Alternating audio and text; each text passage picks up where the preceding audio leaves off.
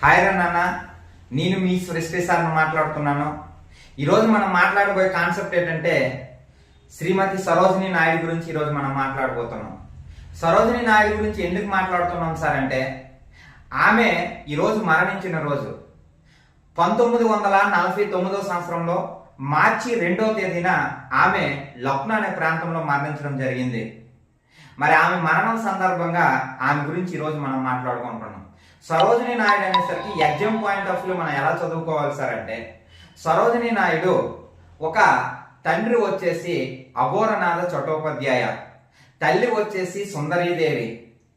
ఈ సరోజిని నాయుడు 1879 సంవత్సరంలో ఫిబ్రవరి 13వ తేదీన హైదరాబాద్లోని ఒక బ్రాహ్మణ కులానికి చెందిన బ్రాహ్మణ కుటుంబంలో జన్మించింది.